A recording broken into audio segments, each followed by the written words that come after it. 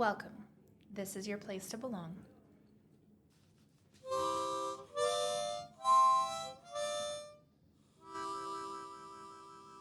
All right, my name is Dariana. As part of our project, we reached out to youth around our city and asked what hinders them from community engagement. And the barrier that we decided to focus on was access to information. So today we will be talking about sustainability, and I'm joined here today with Trevor Lehmann. So glad to be here. Now, welcome to the rapid fire segment where we get to know you at lightning speed. Your favorite utensil to write with?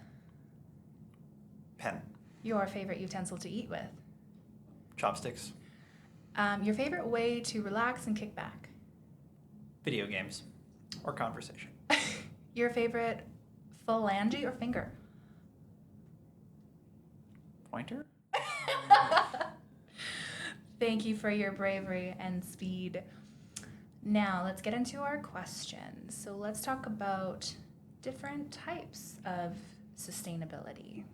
I think there's sort of a couple of different lines. So I think that when we talk about sustainability in a broad space, we're often talking about kind of being able to, live in this world in a way that leaves space and resources for future generations and a good quality of life, if not a better one. Mm-hmm. And I think about when we look at our careers, it's often thinking, how do we intersect what we do in our day-to-day lives and how we spend our time and our resources and ultimately how we make money and pay the bills in a way that doesn't that does as little damage as possible and tries to build that better world. How did you get involved in your line of work or with the organization that you work with? Yeah, so maybe I should just introduce myself. So my name's, again, Trevor Lehmann. I often tell people I'm kind of a life transitions guy. So I am a career counselor. I help people kind of decide what direction they want to take in their lives and what a good life is. I also do some grief counseling and end-of-life work and help people accept the choices they've made on the other end of the arc. So I sort of see myself on both ends of that space. I work a lot with university students. I mean, the typical is 18 to 30, but people go into their 60s, their 70s, PhDs, returners. We know people change employers 9 to 11 times in their career in Canada, and so we're often dealing with the norm of people continuing to grow and develop and have them navigate that journey. I think that now, how I got into the sort of climate space was a couple of years ago. I in 2019, I remember reading, I think it was, there's a Vice article that came out, and it was interviewing this guy who his whole job was just calculating the odds of societal collapse and human extinction, like every day, like what's the number? And I was like, wow, that's got to be hard to do sustainably. And I'm like, it's probably good that someone does that, to be like, what's the number? Mm-hmm. And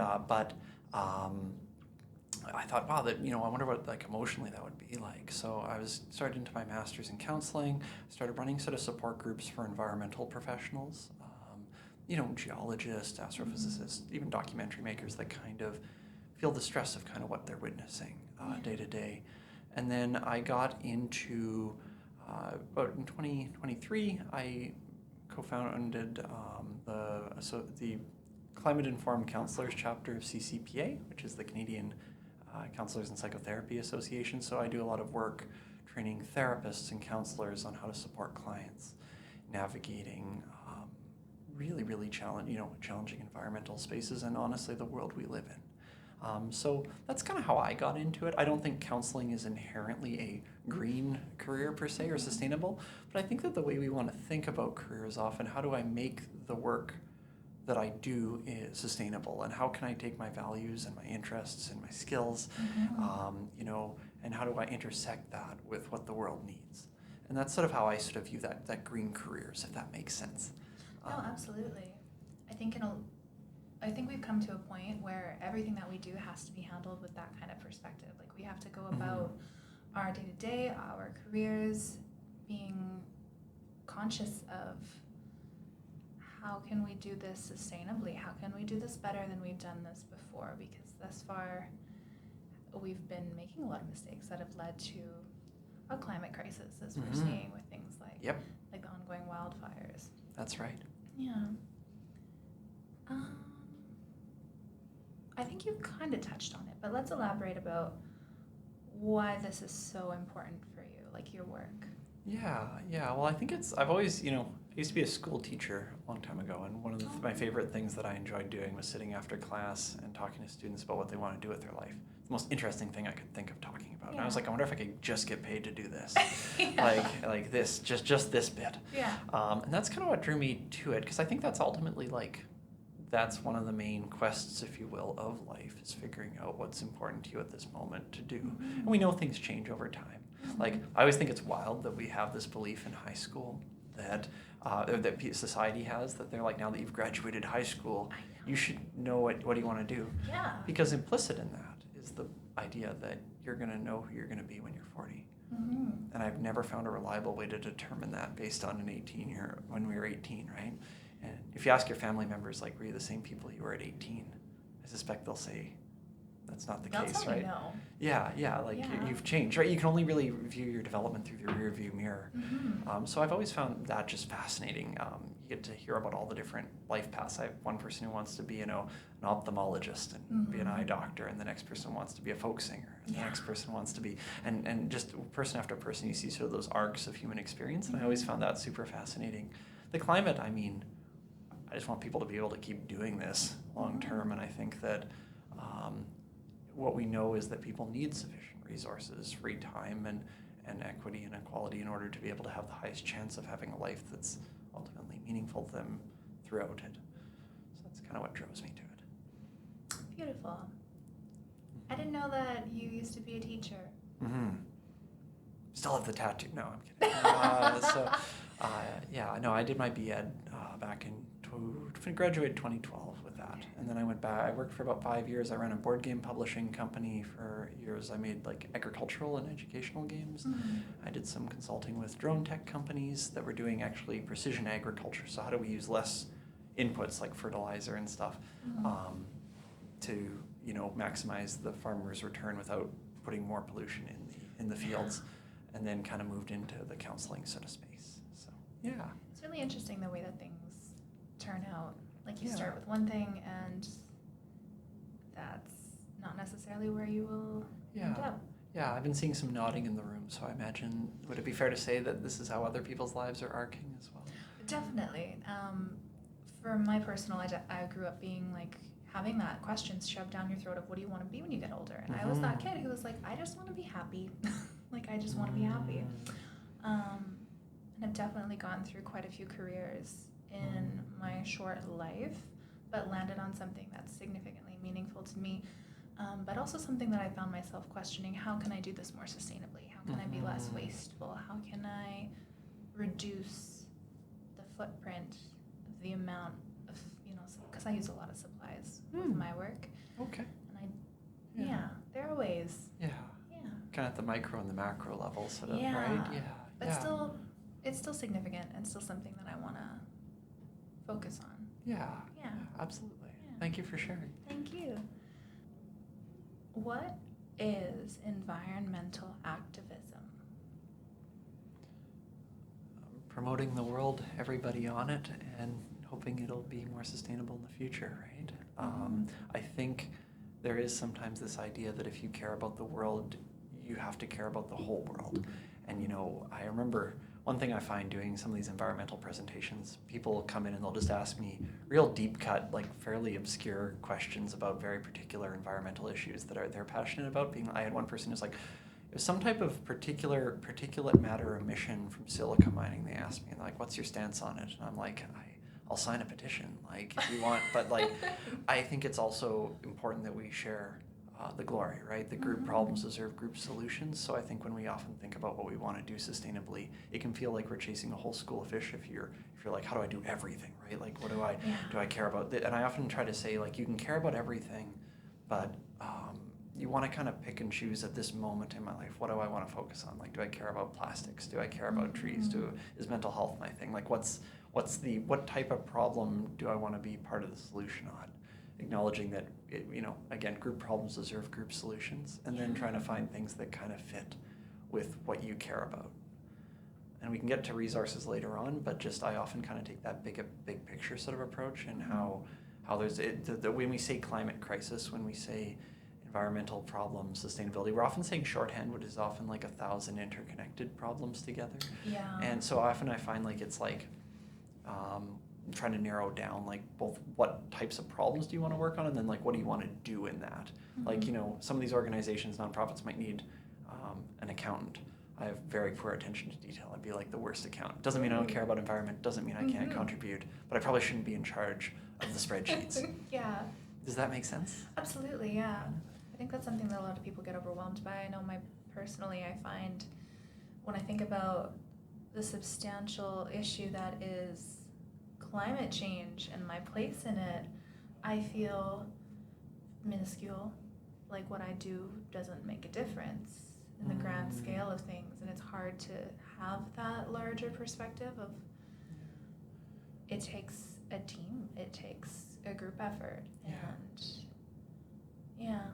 Well, and also what you do to add to build on that, like, is also you're dealing with a certain degree of uncertainty, right? That, like, what you do today, you're not really sure what the full ripple effect of that is, and there is a bit of, as you're living your career through the rearview mirror, there's also a bit of like the environmental impact, and the impact of what you've done is often not, it's hard to kind of calculate in purely utilitarian ways, like the exact amount of it. Yeah, but it can also leave us feeling a little bit like, oddly enough, not unlike applying to jobs when you're like sending in resumes and you just hear nothing back, like it's like a one-way kind of street. Yeah, there's a lot of unease and uncertainty there. Sure. Yeah. Uncertainty is probably the emotion of our age, isn't it? Yeah. Okay. What kind of environmental activism is happening in Winnipeg? Yeah, so lots of different groups. A resource that I really recommend is the Manitoba Eco Network. They have a really great directory, like tons of different organizations. And often when I'm working with students, I'm like, let's go on there. What do you like? Do you like trees? Do you like, is it plastic reduction, waste reduction? Is it environmental justice? Is it like what exactly do you want to do? And trying to find groups that match that. There's a bunch that come to mind, but I think it really depends on like what the person wants to do. So Manitoba Eco Network, I always plug. If you go there, the network directory, and go down that list. They also have a job section, but I especially think when you're trying to get involved, like pick one or two groups that you think are interesting, and then like start there, because like perfection is the enemy of good enough, right? Like there is a bit of just like, if you want to feel, because in addition to doing something meaningful with it, I think there's also, you want the community, you want being in, I think that the feeling of powerlessness gets exacerbated by being isolated, right? So if you're doing it all yourself versus, if you're in a group working together on it, it can also amplify and make it more, the effort more sustainable in some ways. 100%. I think that when we're around like-minded people, like that is the power of community. Sure. The goal that you're working towards or whatever you're working on, it's just so much more significant than if you were to attempt doing it on your own. Yeah, absolutely. And I think those different organizations, because I work with just a wide variety of people of different dispositions and values and stuff, it's sort of about finding out like what group works for them. Because if I'm like pushing someone into a particular group, then I'm kind of just repeating the societal problems that kind of got us into this place in the first place, right? If it doesn't come up from their own volition, then it's not necessarily right. Does that make sense? Absolutely. Yeah. And what was that organization again? It's called Manitoba Eco Network. Eco Network. Manitoba Eco Network. Okay. Yeah. I'm going to remember that. How can Winnipeggers get involved in the fight against climate crisis? There's a couple ways you can kind of do it. I mean, there's the direct environmental groups. Eco Network's the big one there. But I also think sometimes getting kind of creative in their own space, for counselors, we have the Climate Informed Counseling chapter for Canadians and CCPA. I think though Winnipeg, I always think your power tends to be strongest at the local level. So, not to say that federal politics and provincial obviously don't matter. I've been involved in different things, activism in all those spaces, but I think that typically you have the greatest say at the local level, right? So, I would agree. And you're also able to, it's easier to convince your neighbors to do something that it is to convince someone like on the other end of the city versus the other end of the country versus the other end of the planet. Does that make sense? Absolutely. Yeah. Yeah. Realistically, how can people shift towards sustainable practices in a capitalistic, consumeristic society? Yeah, it makes it tricky, doesn't it? I think when I frame conversations around this, I always start with kind of, well, what's being aware of what we're up against, right? That we also exist within a society that requires a certain level of participation in order to function, and in fact for you to have power to be able to make change too. Yeah. So I do think that it can be challenging, but also sometimes trying to be creative about things. I think that I've definitely seen groups that have the right to repair movement. There's lots of these movements around trying to say reuse resources, but again, really narrowing down like what particular issues do you want to focus on. We have a green rep at our office who really focuses on trying to improve in sometimes smaller ways. We had a compost bin, but until then we didn't have a compost bin. Now we have a compost bin. And like trying to make small wins around that. If we have batteries, we take them to a battery recycling center. And I know recycling has its own history of problems as well, but I do think there is sometimes a little bit of a perfection is the enemy of good enough kind of thing. Like I've definitely had, if we see ourselves on a career journey, I also see us on a bit of a sustainability journey, right? And trying to say, okay, like what can I do to feel like I'm doing something helpful? And sometimes that can be, I walk home from my work, pick up litter. Yeah. Am I saying that's going to stop the temperature from rising in the earth? Not necessarily, but I just want less litter. I don't want raccoons to choke on aluminum. Yeah.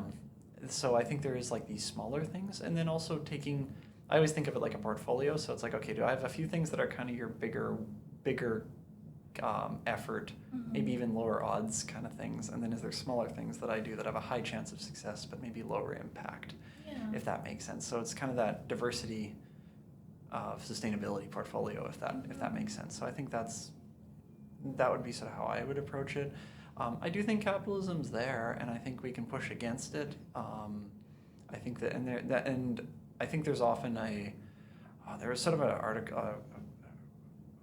anonymous article years and years ago written called The Desert, but it kind of talked a little bit about like sometimes there is a bit of an all or nothing sort of approach where it's like we either overthrow capitalism or it's the status quo, and I'm like, okay, but there is like degrees of change, healthcare is free in this country. That's a win. Absolutely. Could be more free, and like I do think there can be both a constant march towards trying to make us like a push towards greater equality, greater equity, greater sustainability, and I don't want people paralyzed with indecision because they feel like anything they do will have an impact or a footprint on the world. And we know that a lot of the carbon footprints and stuff were promoted heavily by like British Petroleum. So I also think while it's good to be sustainable, encourage people to recycle and all that, but I also don't want, I wouldn't encourage people to really dump guilt on themselves to the point that they can't function in building that better world. What stands out to me there is when you were talking about picking up garbage, like on your way home, there was something that I read a few years ago, and it had said, like, it might not be my mess, or it might not be my garbage, but it is my planet. Yeah. And I loved it because it's such a simple notion, but it's true. And how many times do you see people who just walk past garbage that they see, and it almost feels wrong? Like, I may not be the reason why that's there, but I can be the reason why it's cleaned up. Yeah, and for me, I have the disposition. I naturally walk there, and I'm like, you know what, I can do that, and maybe if a few people do it, then we have a slightly cleaner street. Yeah. And that doesn't. And I also am like, you know what, I've also went through enough health issues over that I'm like, I also try to give people the grace that don't do it. That I'm like, I don't know, I've had a lot of back problems. I can appreciate 90-degree angles being difficult for some. That's honestly what you have to keep in mind. Like, we don't know what people's realities are. Yeah, so I think that balance, but yeah, I agree. A lot of online discourse about criticizing big corporations, criticizing citizens and individual choices. Which matters more? I think we kind of touched on that. Yeah, so first off, everything I've said before and everything I'll say here, I'll reiterate, is my own opinions, not reflective of any of my employers. What I would say is that I think that, I mean, the majority of the pollution is often caused at a systemic level. I don't think that blaming specific individuals, and especially individuals with the least power in society, is going to, it often doesn't lead to anything other than like paralysis or guilt, right? Which causes a lot of trouble. Now, we can argue about what happens when people accumulate vast amounts of wealth and have disproportionate voice. That's a different topic, but I think your original question was around corporations and stuff like that. And I think like, I often think about like what's the incentive structure in the system that perpetuates the problem, if that makes sense. Because even on my worst day of polluting, I never had a pipeline blow up in the Gulf of Mexico, right? Like there's just that. So I think that also, while I'm like, it is good to be mindful of yourself. I don't want people to become kind of nihilistic in kind of their perspective towards like putting trash in the trash and recycling and like those things. I think those are really good. I also think there has to be a justice piece and a systemic change piece in order to pull us out of our current crisis. And I think it needs to have all voices, because again, I think that a lot of these problems came from most of the people who are the most in danger of suffering from the effects of climate, unfortunately having the least voice.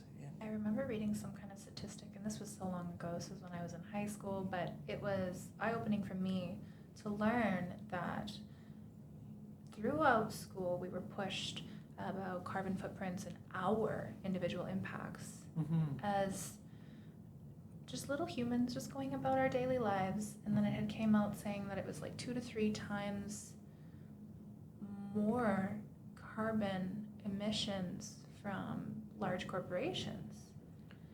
And it just felt so like, how dare you accuse me of being the problem kind of thing, when it's... Yeah, disingenuous.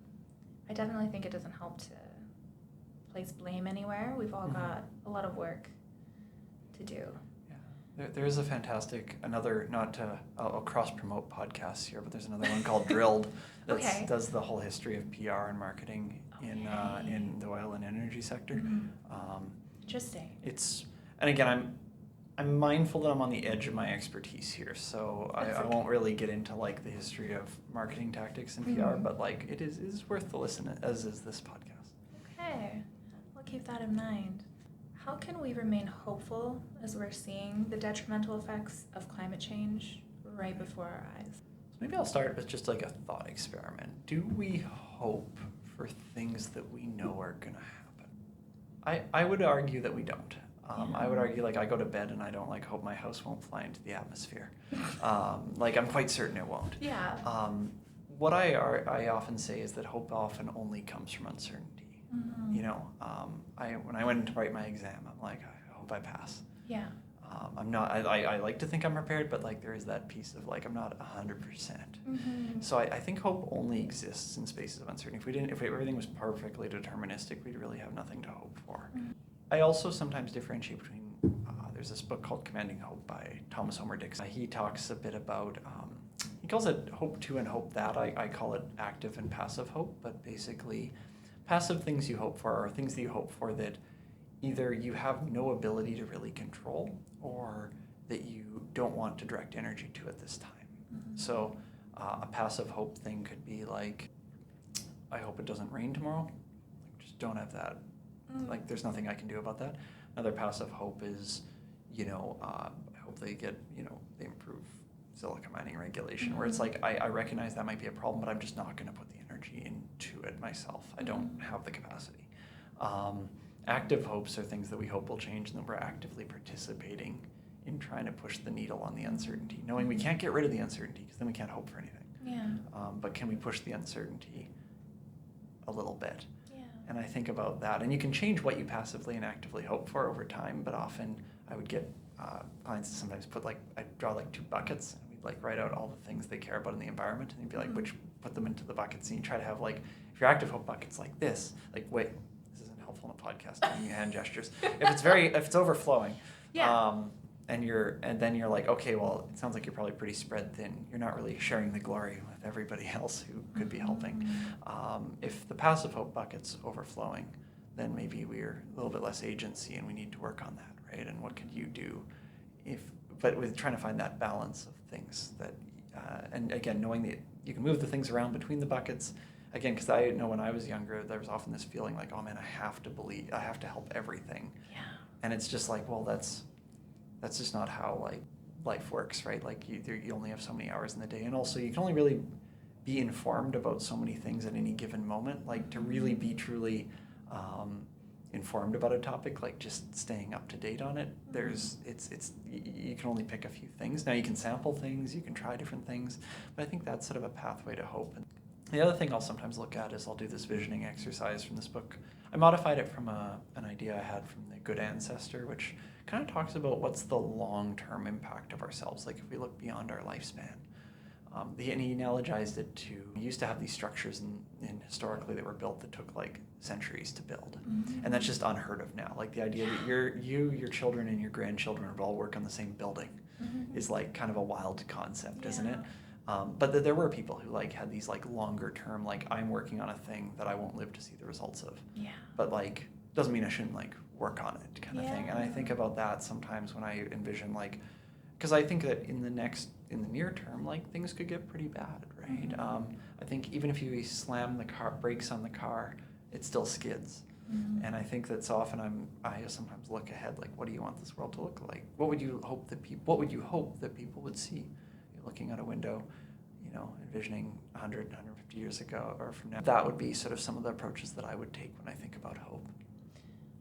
I really, really like that last bit, because it kind of takes away from the right now and the immediate future, and knowing that the real change and the results of what we're working on right now are going to be seen in later generations. And that almost takes a weight off of, I need to do it all, and I need to contribute to it all, and I need to be part of the change now. Like I can have a place in that, sure, but it's going to be more long-term of a process. Absolutely.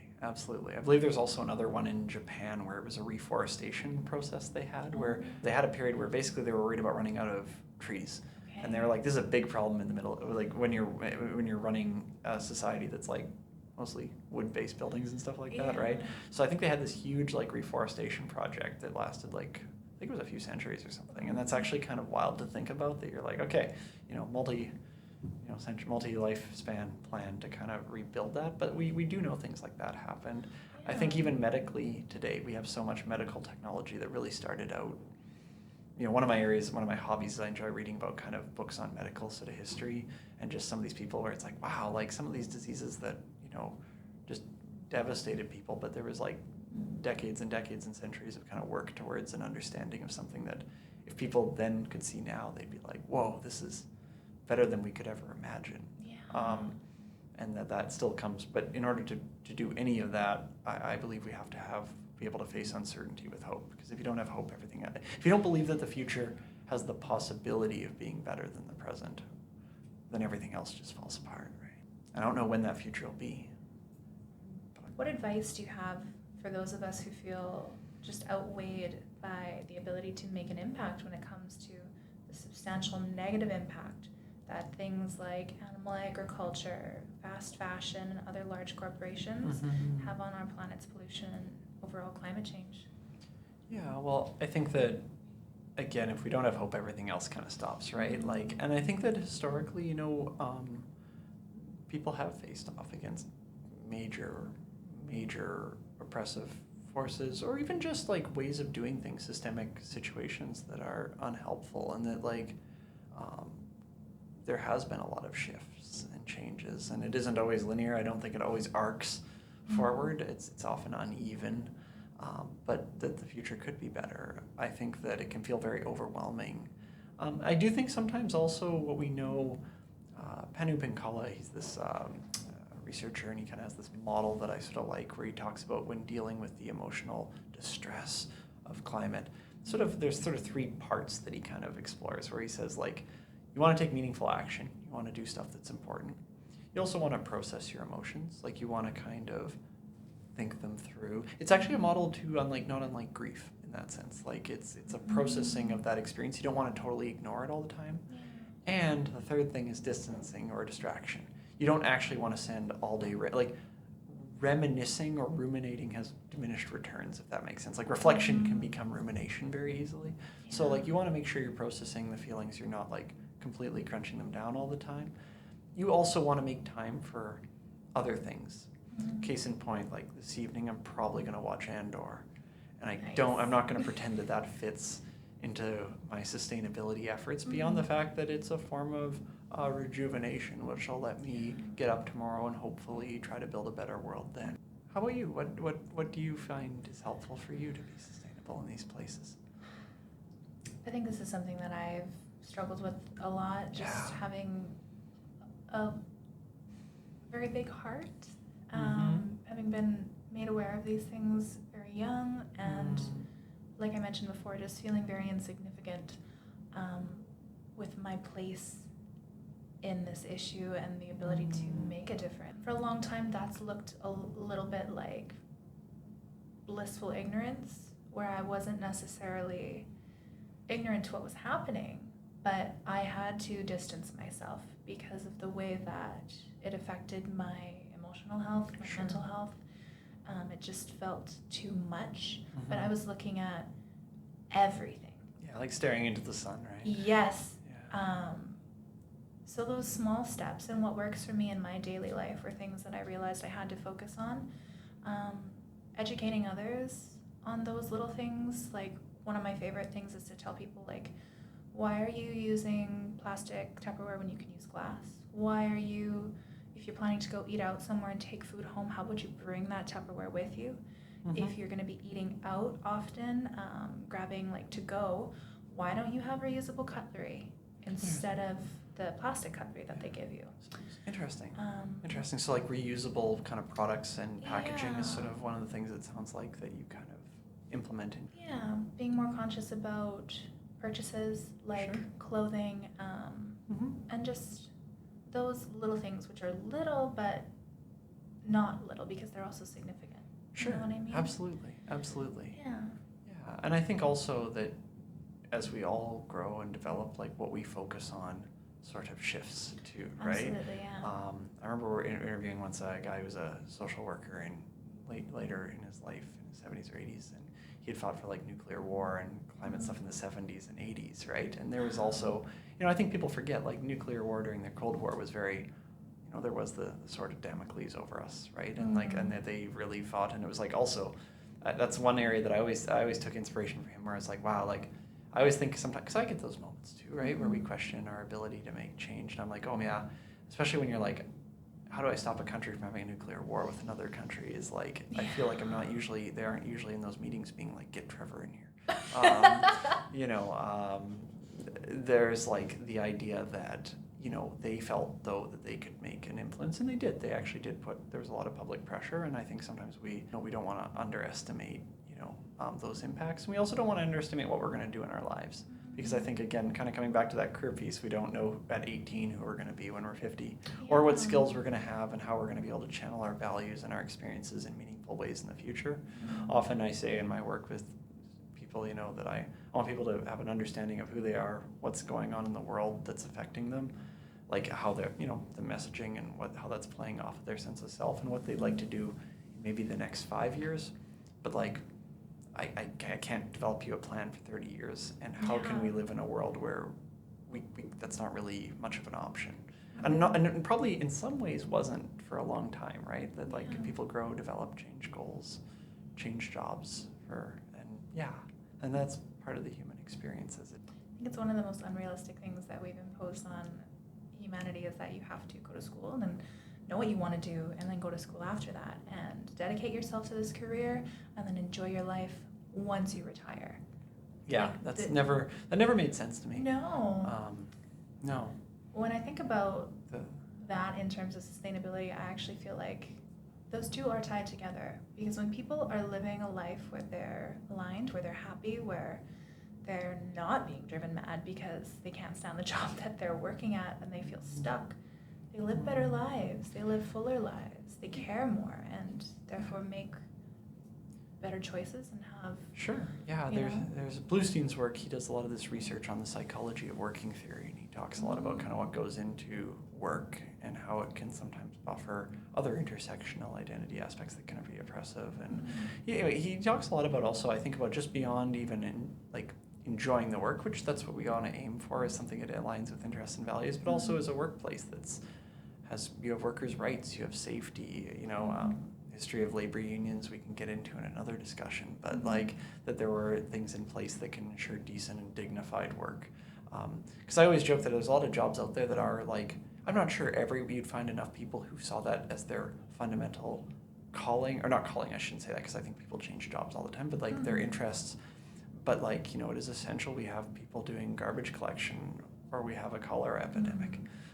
And even if but if you have a job where you have coworkers that you like, it's living wage, reasonable hours, health, and that those things can also lead to dignified work and ultimately a dignified and meaningful life in that sense. Yeah, absolutely. Yeah, a sustainable one, if you will. Yeah, amazing. Okay.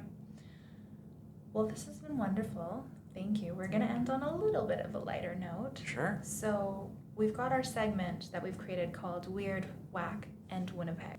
With Winnipeg being such a unique and vibrant place full of odd facts and absurdist concepts, to end our podcast, we wanted to ask you about some of your favorite things in Winnipeg.